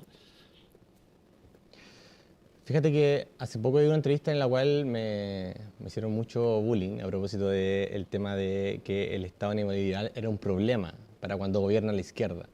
Si tú no tienes a esos instrumentos materiales con los cuales tú llegar a el niño que vive en Belloto Sur, que hoy está sumido en un círculo de violencia, si tú no tienes las herramientas como Estado para sacarlo del círculo del narcotráfico, bueno, el desafío de la izquierda es crearlo, ¿no? Pero para crearlo te demoras bastante, desde la reforma tributaria, desde acceder y pagarle a la dupla psicosocial, desde construirle una cancha de fútbol, desde fortalecer el Chile que se contigo, qué sé yo. Y todo ese tiempo tiene costos, naturalmente. Y eso yo creo que también son costos que desde un punto de vista uno no visualiza cuando no está en el gobierno. ¿Te fijas? No lo visualiza. No lo vieron venir, no lo visualiza desde el punto de vista de lo complejo que es tomar el aparato del Estado, que está en muchos rincones muy desmantelado. Fíjate que queremos construir 36.000 casas en la región de Valparaíso. Y tenemos para pagarle por presupuesto $1.000.000 a un arquitecto, para que diseñe Obvio que ese arquitecto no te va a trabajar como si le pagaras 4 millones en el sector privado. ¿Te fijas? Entonces, yo insisto, aquí hay un problema estructural que se mezcla también con el imaginario de la izquierda y creo que hay que hacer allí, en materia de modernización del Estado, en materia tributaria, en materia de fortalecimiento de lo público para efectos de poder implementar un programa de gobierno, creo que allí hay un gran aprendizaje. Diputado, usted dijo que eran minorías, lo cual es una constatación evidente. Y en marzo, sin embargo, dijo en una entrevista que usted estaba esperanzado en que podían convencer a la derecha. Y sin embargo, los hechos más bien han venido a desacreditar esa esperanza que usted tenía. Estamos en la mitad de una reforma previsional que dista mucho ya a estas alturas. Lo hemos convencido de varias cosas hacia atrás. De las 40 horas, de los 500.000 pesos. Ahora, en la reforma previsional... Sí, no quiero discutirlo, pero en las 40 horas ustedes los convencieron a ellos y ellos los convencieron a ustedes de varias cosas. Pero lo importante es que probablemente la última reforma que hoy día queda parada y que tiene que ver con un anhelo muy importante que se ha tramitado durante una década, ya dista harto de lo que ustedes originalmente habían pensado. Y más allá de lo de la UDI, retirarse de la comisión, ¿usted ve de verdad posibilidades para, entendiendo que las condiciones de borde cambiaron completamente y el punto de negociación ya no equidista necesariamente a la misma distancia de las dos posiciones, ve la posibilidad de sacar una reforma de pensiones que no signifique entregar todo o que no signifique que una vez que se apruebe ustedes se den cuenta que esto está demasiado lejos de lo que originalmente querían? Mira, si la ministra Jara sigue la cabeza, voy a seguir creyendo, porque ella ha hecho posibles e imposibles durante un año de gobierno. Más allá de eso, sí veo espacio. De hecho, lo hemos conversado con algunos parlamentarios de la Comisión de Trabajo. De hecho, RN presentó una propuesta a la ministra. Evópoli se abrió a construir un seguro social. El diputado Lavé se retira de la mesa a propósito de lo que pasa con la carta de la UDI al ministro Jackson. Y Republicanos sigue arriba de la mesa. Sí. Y el PDG sigue arriba de la mesa. Y... Pero una cosa es estar arriba de la mesa y otra cosa es estar cerca de un acuerdo. Yo ese acuerdo lo veo bastante lejano. Aquí el presidente del Senado, incluso, la esperanza es lo único, incluso retrocediendo respecto al 3-3 que se había llegado en la proporción de la cotización adicional en el gobierno de Sebastián Piñera, dijo que la derecha no podía admitir nada que no fuera todo a cotización individual.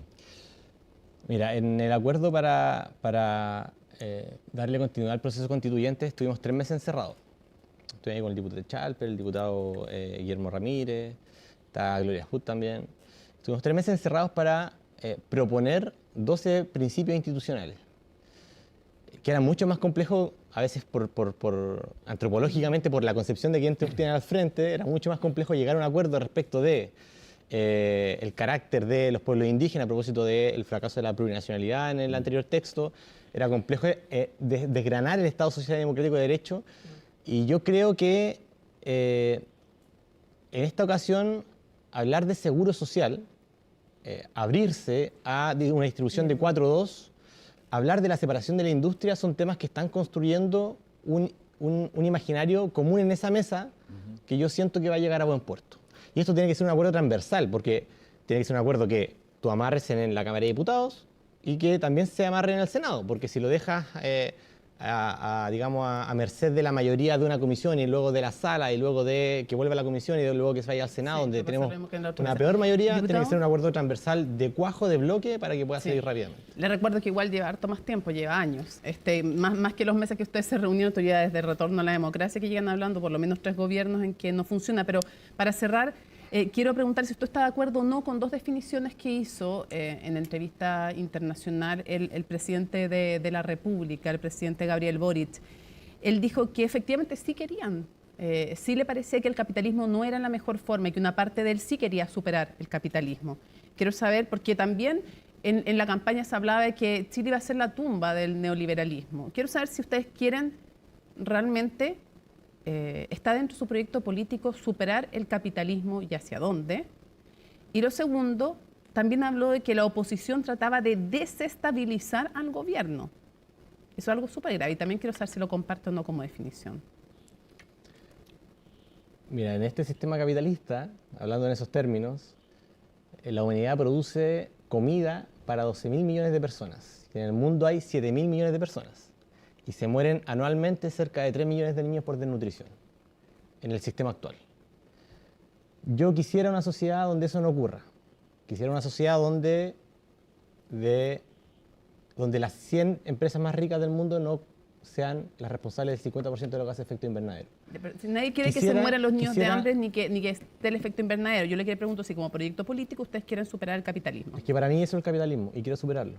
Y para nosotros, ¿y hacia dónde quieren superarlo? Y para nosotros superarlo implica construir una sociedad donde se valore la solidaridad como un principio civilizatorio, donde se valore hoy en materia de crisis climática, de que no podemos seguir creciendo a destajo. Sí quieren superar el capitalismo. Como dijo Mariana Mazzucato, lo que se antepone al capitalismo hoy es una sociedad del conocimiento. Y nosotros nos definimos como socialistas. ¿Y la oposición trata de desestabilizar al gobierno o no? Dentro de Convergencia Social. Yo diría que con cartas como la que escribieron los diputados de la UDI, absolutamente. Y yo no sé por qué, si es que tienen tanta certeza de que el ministro es un líder de una banda, quérellense. Hagan una acusación constitucional. Pongan todos los antecedentes a disposición de la justicia. Si es que eso no es, y levantarse una mesa para joderse al pueblo, para no llegar a un acuerdo de pensiones, yo creo que eso es justamente desestabilizar al gobierno.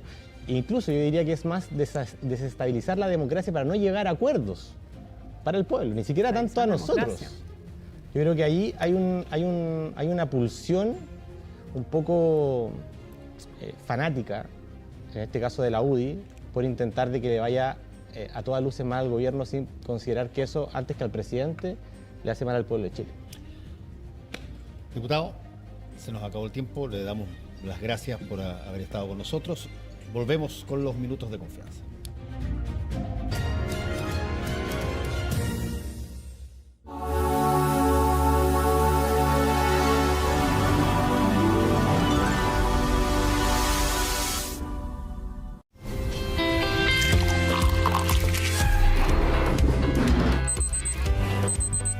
Para empezar un nuevo día necesitas estar bien informado y en CNN Chile te acompañamos en el inicio de tu jornada.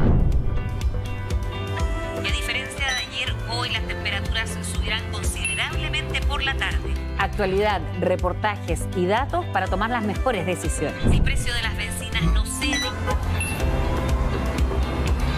Y a continuación, en nuestro reportaje revisaremos los pequeños cambios que pueden accionar un impacto positivo en la salud de las personas. CNN AM, nada nos despierta y conecta más que estar bien informados. Te esperamos en CNN AM junto a Fresia Soltó. Desde las 6:30 de la mañana, CNN Chile. Vamos más allá. Economía, distante para algunos, cercana para nosotros. Algo que tú ya bien sabes. Siempre atento a indicadores. Capitán de tus inversiones. Del grupo de los informados. Al tanto de nuevas necesidades, materias primas y noticias internacionales. Para decir con autoridad, he ahí una gran oportunidad. Sigue moviendo tu dinero en el momento justo, con la inversión correcta, junto a Agenda Económica. De lunes a viernes, a las 8:20 horas, por CNN Chile. Vamos más allá. A las 13 horas te invitamos a hacer una pausa cargada de información. Porque cuando necesitas ir más allá, nosotros te entregamos lo que debes saber sobre el país, la economía, el mundo y las opiniones que han marcado la pauta. La segunda mitad del día parte en CNN Tarde. CNN Tarde, junto a Viviana Encina. Lunes a viernes, 13 horas, por CNN Chile. Vamos más allá.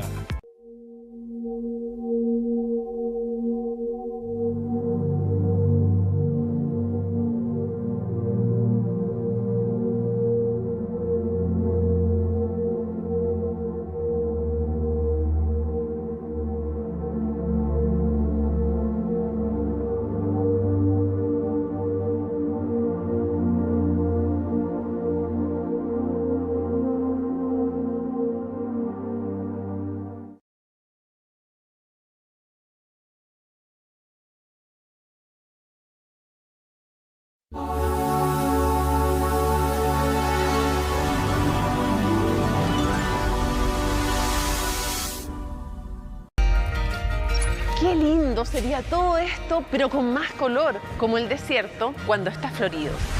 Y así damos la bienvenida al desierto florido, un fenómeno que llena de color nuestro país. A nuestros días le haría bien un poco de calma, como la que se siente allá, en las Torres del Paine.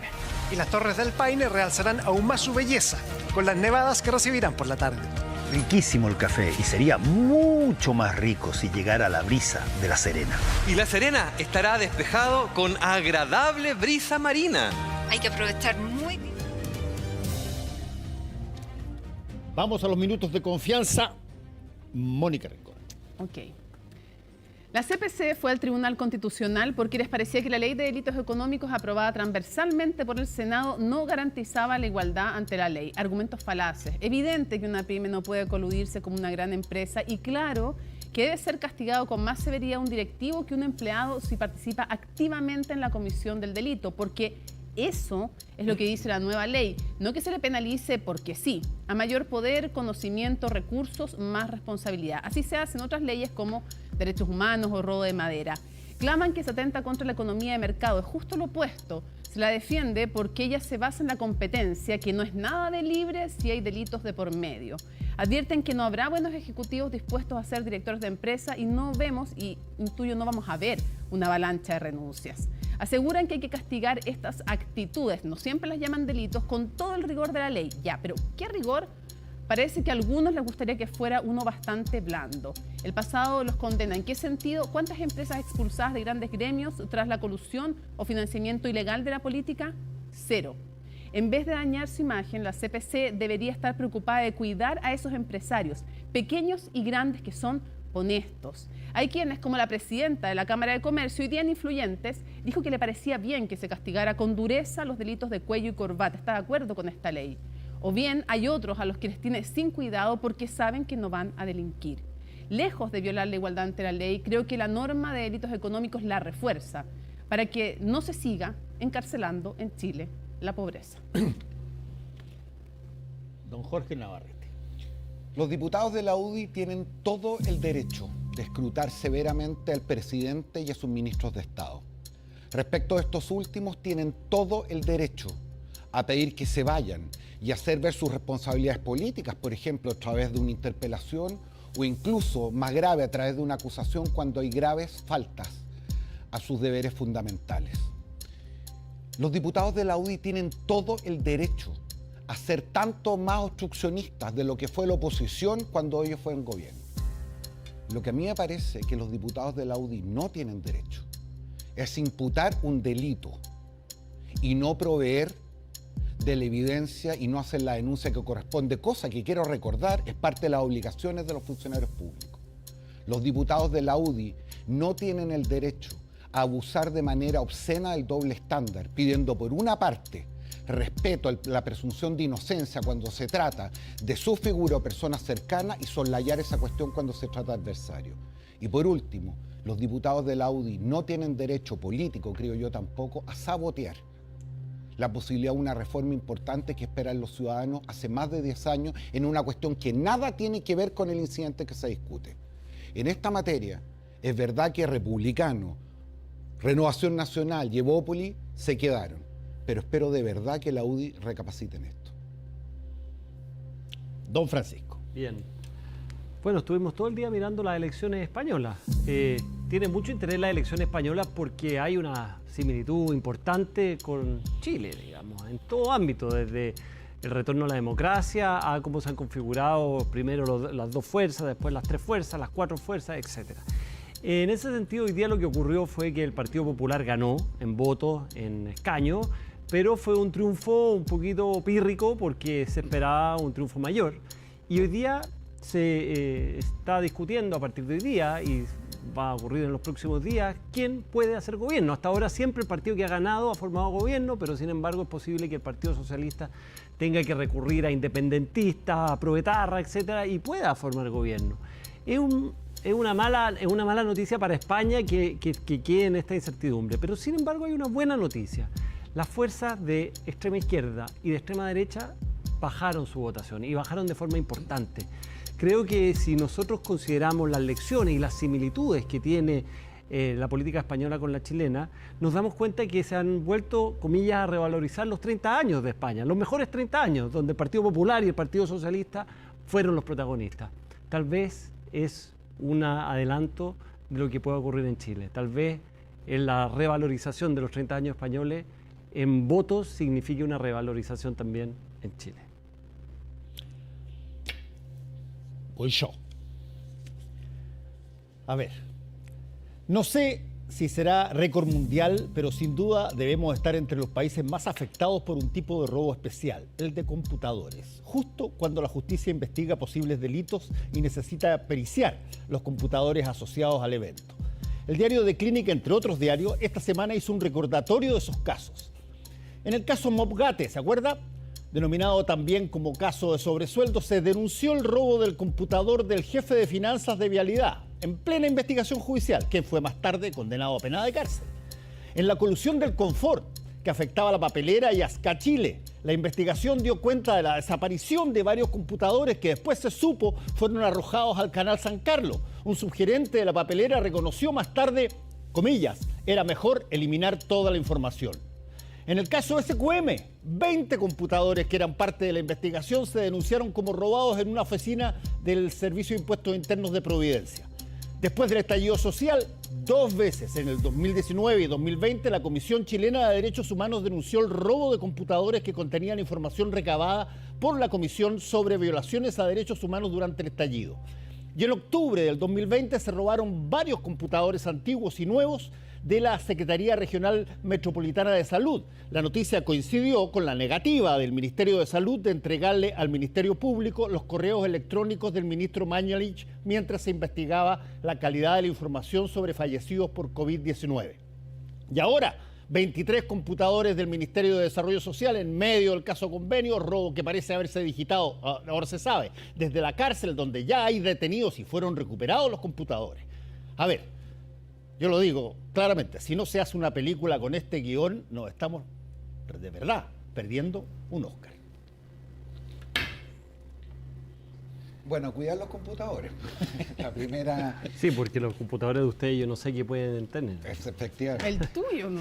No, yo vengo sin computador. Oye, yo a propósito del minuto de Francisco, me acordé de la frase que siempre repite un viejo amigo que decía, es una ecuación, decía, satisfacción es igual a resultados menos expectativas. Y efectivamente era tan instalada la idea de que la gran marea azul, el PP y las fuerzas vinculadas a Vox iban a lograr la mayoría, que me recordó la primera vuelta a la elección de Piñera en su segunda administración, cuando gana una elección, pero muy debajo de lo que se esperaba. Y como siempre nos recuerda Francisco, la manera de ver quién gana o pierde las elecciones es mirar las caras. Hay que mirar las caras. Y las caras de los populares y los de Vox no estaban tan gloriosas como las caras del Partido Socialista Obrero Español y otros grupos de izquierda. Ahora, lo que es interesante y que Francisco sugiere es que probablemente, como pocas veces el escenario está tan empatado, que el rey lo que va a tener que hacer es dar la primera preferencia al Partido Popular para que conforme gobierno. Si este no lo logra, va a tener que seguir con... No tiene cómo llegar a una mayoría. Exactamente, al Partido Socialista Obrero Español, que podría llegar, pero metiendo gatos, culebras, canarios y todo lo que haya ahí entre medio. Y si no, ojo, que lo más probable es que más temprano que tarde volvamos a tener elecciones. Yo creo que no, fíjate. Yo creo que va a haber una segunda votación y creo que el PSOE va a lograr, con la abstención de algunos y con la ayuda de otros, conformar mayoría. Pero estamos especulando, ¿no? Estamos especulando. Yo creo que conversando con algunos se van a abstener, se va a abstener en la primera votación que le corresponde, es lo justo, le corresponde por las reglas al Partido Popular. Y en una segunda, yo creo que, pero el punto es cuán caro le va a costar al Partido Socialista Obrero Español el apoyo de sectores independentistas, no solo en este momento, sino como estela después, porque es lo que le cobraron mucho también en esta elección. Entonces creo que eso va a ser complejo. Ahora creo que se refuerza el bipartidismo, efectivamente en España estos dos grandes bloques. Se refuerza el PSOE. Ciudadanos, por ejemplo. Bueno, ese ya había desaparecido. Termina de desaparecer, sí, digamos. porque en la autonómica ya está... Ahora, era nada. Una cosa que es interesante en eso es que uno podría preguntar, a ver, esta suerte de flujo pendular que está pasando en Europa es impresionante, en todos los países, claro, que hasta hace 5 o 6 años atrás tenían representaciones más bien progresistas, hoy día están llegando... A ver, ¿por qué puede suceder eso? Porque... Pero es que en España no sucede, es que en España es una... Pero igual te empiezan a quitar votos y estás en la duda. ¿Por qué pueden producirse ese tipo de cosas? Y en gran medida por algo que es algo que tengo la impresión es bastante más amplio que un solo continente, que tiene que ver con que, a ver, hoy día más que nunca, por todas las cosas que tenemos tecnológicamente hablando, recursos, tratados internacionales, todo, el no cumplir en determinadas cosas o en transformar la política en un show tiene un costo instantáneo, cosa que en otras épocas no pasaba. A ti te podían decir que habían cosas que tú ibas a hacer o no ibas a hacer, pero era mucho más importante tu bagaje ideológico en el partido de toda tu vida. Hoy día no.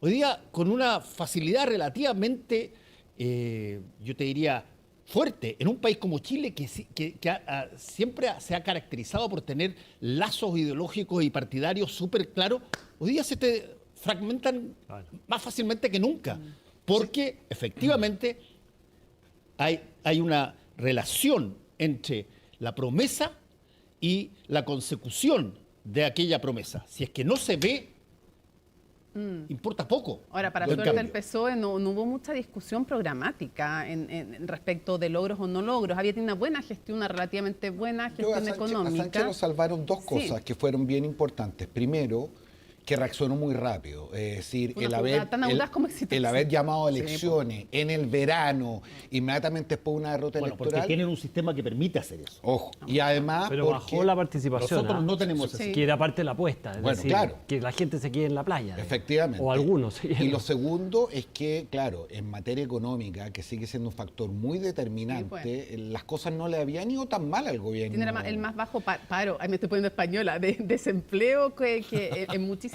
tiempo. La diferencia que yo tengo con Francisco, que es una diferencia de proyección, es que yo creo que nosotros vamos en el sentido inverso. Es decir, me encantaría creer lo que dice Francisco, porque hablaría de que la socialdemocracia resiste y resiste bien, pero más bien lo que está ocurriendo, que fue reflejo de la última elección, fue más bien un triunfo en las puntas. Claro, pero acordémonos que hace no tanto tiempo hablábamos de la posibilidad de que la izquierda extrema, que en ese momento era Podemos, ahora es Sumar, sobrepasara al Partido Socialista Obrero Español. Eso no ocurrió, pero estuvo no tan lejos, digamos, y se habló de esa posibilidad. Hoy día la relación está muy lejana, es decir, el Partido Socialista Obrero Español se ha instalado, que hay muy bien instalado, y queda en el margen, digamos, una serie de partidos chicos y Sumar que agrupa, digamos, un porcentaje. Pero en Chile al revés. En Chile al revés. Y en el caso del Partido Popular, esta elección estuvo muy marcada por lo que es Vox, que es el equivalente a republicanos en Chile. Ahora, pero estuvo muy marcada. Pero a ver, todo se voxificó. Francisco, una pregunta. Yo diría que es más extremo. Una pregunta básica. En el caso chileno versus el caso internacional, en el caso chileno, ¿qué tanto sientes tú que los partidos que se arman, las coaliciones que forman gobierno, tienen, no sé, ese enlazamiento férreo, pétreo, que dura? Yo tengo la impresión de que eso es mucho más potente en Europa hoy día que acá, y antes era al revés. Claro, pero justamente las alianzas fueron las que generaron toda la discusión en esta elección. Es decir, al Partido Popular se le decía, mire, usted es más o menos sensato, pero va con la extrema derecha, y por lo tanto no hay que votar por Vox. Y al Partido Socialista, el dicho que hubo en esta elección era que te vote chapote, que era un proetarra, digamos, un etarra. Es decir, si tú votas por el Partido Socialista, estás votando por la ETA. Y todo lo que claro, y por el independentismo. Pero entonces, los compañeros de coalición, cuando ya no tienen mayoría, se transforman siempre en cosas incómodas. Sí, y eso va a pasar en Chile. Ahí hay una diferencia bien importante a propósito de la pregunta que hace Fernando, que justamente tiene que ver con la gracia del régimen parlamentario. Obvio. Tú en un régimen parlamentario, cada uno saca los votos de su lista, de su partido. Y después la conformación de gobierno que te obliga a la mayoría hace relativamente natural y menos gravoso que uno tenga que juntarse con otros para lograr ese 50+1, aunque no haya mucha coincidencia. A diferencia de lo que ocurre acá, cuando aquí tú te juntas en una coalición con alguien respecto al cual hay diferencias fundamentales, las razones para estar unidos son simplemente más robustas o deberían serlo que obtener la mayoría o simplemente ganar una elección. Y por eso acá esa discusión respecto de las disputas al interior de las coaliciones es mucho más fuerte de lo que se da en los regímenes parlamentarios. Ahora, claro, es que pasa también que en España la gran diferencia es que los dos fuertes son un puro partido.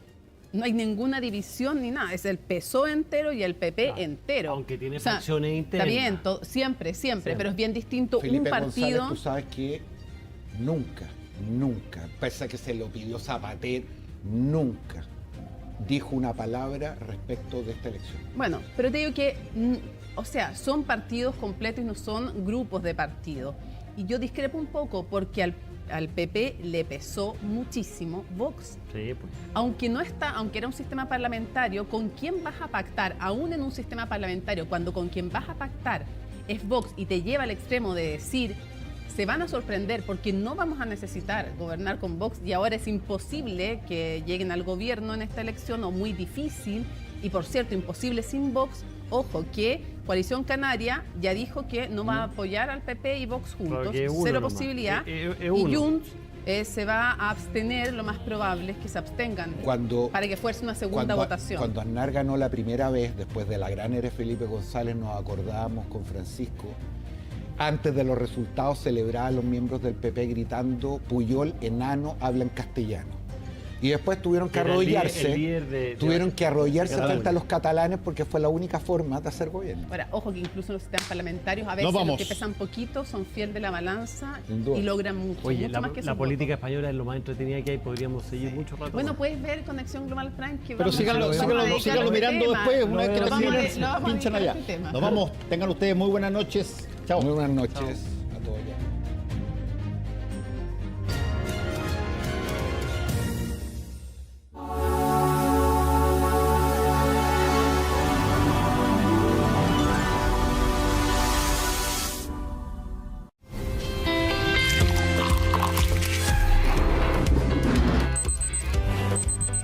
Para empezar un nuevo día necesitas estar bien informado y en CNN Chile te acompañamos en el inicio de tu jornada. Y a diferencia de ayer, hoy las temperaturas subirán considerablemente por la tarde. Actualidad, reportajes y datos para tomar las mejores decisiones. El precio de las bencinas no cede. Y a continuación, en nuestro reportaje revisaremos los pequeños cambios que pueden accionar un impacto positivo en la salud de las personas. CNN AM, nada nos despierta y conecta más que estar bien informados. Te esperamos en CNN AM junto a Fresia Soltó. Desde las 6:30 de la mañana, CNN Chile. Vamos más allá. Economía, distante para algunos, cercana para nosotros. Algo que tú ya bien sabes. Siempre atento a indicadores. Capitán de tus inversiones.